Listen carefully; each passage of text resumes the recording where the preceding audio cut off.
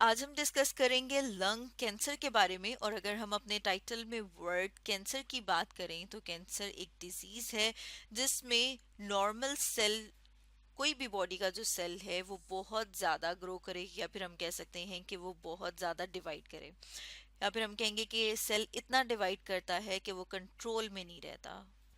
और अगर इसी तरह से कोई सेल हमारे लंग्स में, फेफड़ों में जो है उसकी ग्रोथ शुरू हो जाए, या फिर हम कहेंगे कि अनकंट्रोल्ड डिवीजन शुरू हो जाए, तो इसका मतलब क्या होगा कि लंग कैंसर हो गया।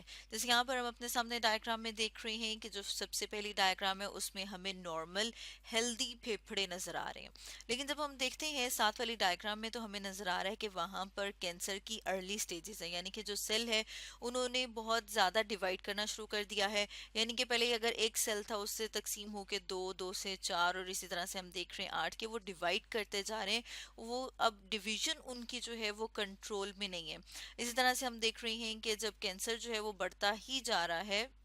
और इस डायग्राम में हम कैंसर की जो लास्ट स्टेज है, या फिर हम कहेंगे कि लेट जो स्टेज है, वो देख रहे हैं। अब ये जो कैंसर सेल्स हैं, हो सकता है कि ये बहुत सारे ऐसे केमिकल्स प्रोड्यूस करें जो कि टॉक्सिक होते हैं। टॉक्सिक यानी कि जो जहरीले हैं। अब टॉक्सिक केमिकल्स क्या करेंगे, वो साथ में जो मौजूद सेल्स हैं उनको भी डिस्ट्रॉय करते हैं, यानी उन्हें भी नुकसान पहुंचाते हैं। अब हम देखते हैं कि अगर जो कैंसर सेल है वो क्या करता है, वो यहाँ से बॉडी के और हिस्सों तक भी पहुंच सकता है।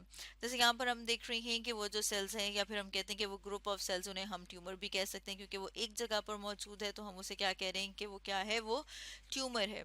अब वहां पर मौजूद जो ब्लड वेसल्स हैं, ये कैंसर सेल्स उसमें जाएगा। फिर ब्लड, क्योंकि हम जानते हैं कि हमारी पूरी बॉडी में सर्कुलेट कर रहा है, अब जब ब्लड जहां जहां पर पहुंचेगा उसके साथ साथ कैंसर सेल्स वहां पर पहुंच जाएंगे। अब बॉडी के किसी भी हिस्से में दोबारा ये कैंसर सेल यहाँ से निकल के उधर जो है वो और ज्यादा कैंसर सेल्स को बना सकता है।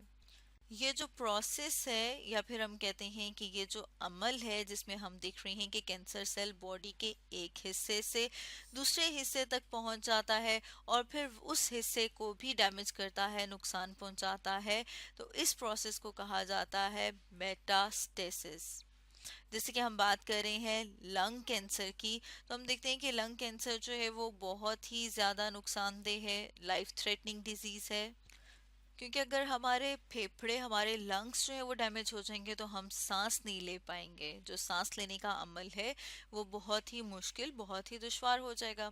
इसके अलावा हम देख रहे हैं कि ये हम इसे थ्रेटनिंग डिजीज इसलिए भी कह रहे हैं क्योंकि ये जब बीमारी स्टार्ट होती है तो इसका पता नहीं चलता, या फिर हम कह सकते हैं कि ये जो इतने हिडन वे में फैलती है, यानी इतनी खामोशी से फैलती है कि इसका, इस बीमारी का पता तब चलता है जब बहुत ज़्यादा नुकसान हो चुका हो।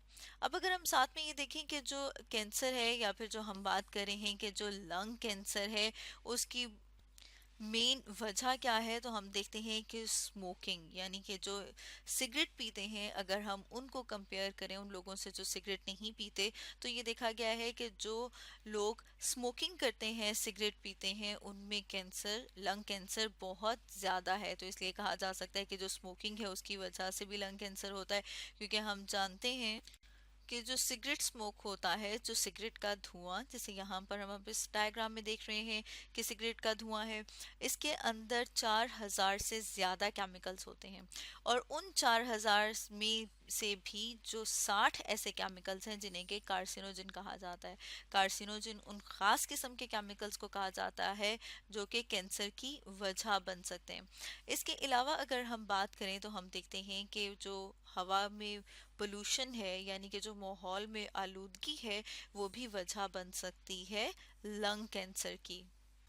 तो लंग कैंसर से बचने के लिए, या फिर हम कहेंगे कि और इस तरह जो रिस्पायरेटरी डिजीजेज हैं उनसे बचने के लिए क्या करना चाहिए, साफ सुथरे माहौल में रहना चाहिए, और सिगरेट को, या फिर हम कहेंगे कि जो तंबाकू नोशी है उसे अवॉइड करना चाहिए। तो स्टूडेंट्स, आज हमने डिस्कस किया लंग कैंसर के बारे में।